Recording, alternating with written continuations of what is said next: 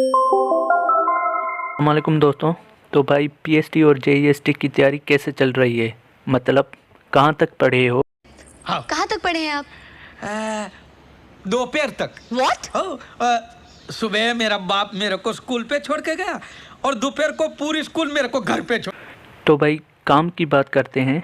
इस वीडियो में मैं आपको बताऊंगा कि पीएसटी और जेईएसटी में कौन से डॉक्यूमेंट्स रिक्वायर्ड होंगे और वो डॉक्यूमेंट्स लाजमी आपको होना चाहिए, नहीं तो आप पीएसटी और जेईएसटी के लिए एलिजिबल नहीं होंगे। तो भाई बिना टाइम वेस्ट किए वीडियो को शुरू करते हैं। तो भाई आपको पता होगा कि पीएसटी और जेईएसटी के लिए अप्लाई ऑनलाइन होगा, ठीक है। तो ऑनलाइन अप्लाई करने के लिए सबसे पहले आपको क्या होना चाहिए, नंबर 1 पे है scanned original CNIC. Okay, front end back side दोनों आप स्कैन करा के रखें, क्योंकि ये सीएनआईसी लाजमी आपको होना चाहिए, ठीक है। ये स्कैन्ड होना चाहिए आपके मोबाइल में या यूएसबी में या किसी भी डिवाइस में आपको होना चाहिए, ठीक है। तो दूसरे नंबर पे आ जाता है scan domicile certificate, pharm D. Okay, ये फार्म डी डोमिसाइल आपको लाजमी होना चाहिए, वो भी स्कैन हुआ, ठीक है। तीसरे नंबर पे आ जाता है पीआरसी सर्टिफिकेट। तो ये भी आपको होना चाहिए स्कैन, चाहे वो किसी भी यूएसबी में या मोबाइल में, ठीक है। वो आप पे डिपेंड है, ठीक है। और चौथे नंबर पे है scan passport size pictures, blue या वाइट बैकग्राउंड, ठीक है। अगर आप ब्लू में करना चाहते हैं तो भले ब्लू में ही स्कैन करा के रखें, या वाइट में करना चाहते हैं तो वाइट में ही करके रखें, ठीक है। फॉर पीएसटी एडिशनल डॉक्यूमेंट्स, तो पीएसटी के लिए कौन से डॉक्यूमेंट्स रिक्वायर्ड है? पहले नंबर पे है स्कैन मैट्रिक मार्कशीट, ठीक है। आपकी जो मैट्रिक मार्कशीट है वो आप स्कैन करके रखें, ठीक है। नंबर 2 पे आ जाता है स्कैन मैट्रिक सर्टिफिकेट, पक्का सर्टिफिकेट। अगर आपके पास पक्का सर्टिफिकेट नहीं है तो आपको आपकी जो बोर्ड है वहाँ से आपको पक्का सर्टिफिकेट मिल जाएगा। इसकी कुछ फ़ीस है, वो आपसे कुछ फ़ीस लेंगे, फिर आपको पक्का सर्टिफिकेट निकाल के देंगे, ठीक है। नंबर 3 पे आ जाता है scan inter marksheet. Inter marksheet तो आपको लाजमी होगी, वो भी स्कैन करके आप अपने पास रखें। और नंबर 4 पे आ जाता है स्कैन इंटर सर्टिफिकेट, वो पास, ठीक है। तो आपको पता होगा कि पीएसटी इंटरमीडिएट बेस पे होगी, तो ये जो डॉक्यूमेंट्स है वो लाजमी आपको होना चाहिए, ठीक है। तो भाई ये हो गई पीएसटी की बात। अब बात करते हैं फॉर जेईएसटी। ओके, जेईएसटी की बात करते हैं, एडिशनल डॉक्यूमेंट्स। इसमें कौन से डॉक्यूमेंट्स रिक्वायर्ड होंगे? इसमें नंबर 1 पे आ जाता है स्कैन्ड मैट्रिक मार्कशीट लाजमी होना चाहिए। और नंबर 2 पे आ जाता है स्कैन मैट्रिक सर्टिफिकेट, पक्का सर्टिफिकेट, ठीक है।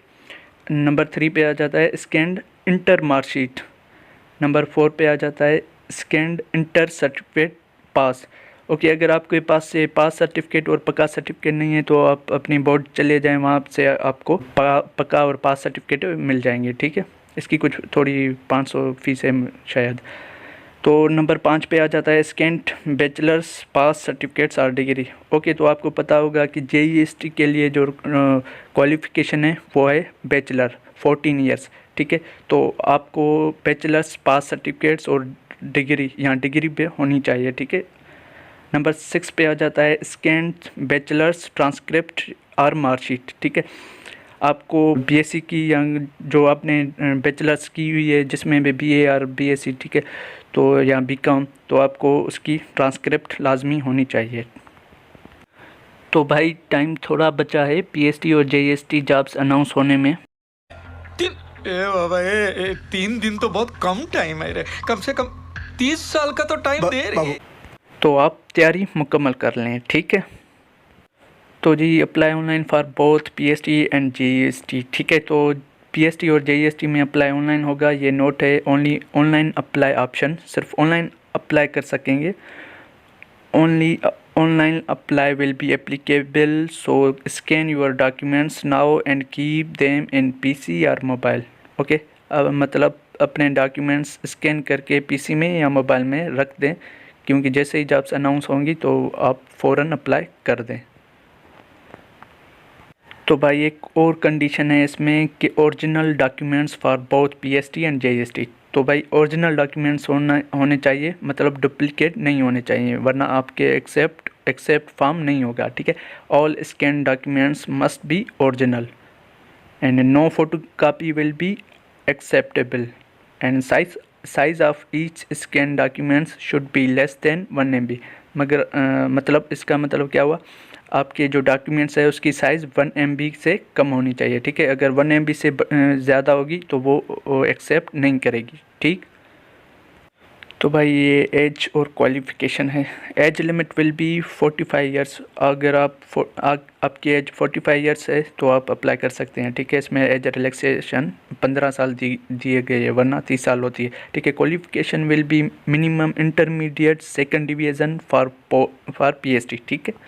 इसका मतलब क्या हुआ, इंटरमीडिएट में सेकंड डिवीज़न लाजमी है, ठीक है। और JST के लिए minimum graduation second division for JST jobs, okay. तो JST के लिए मिनिमम ग्रेजुएशन 14 ईयर्स रिक्वायर्ड है, मस्ट, ठीक है।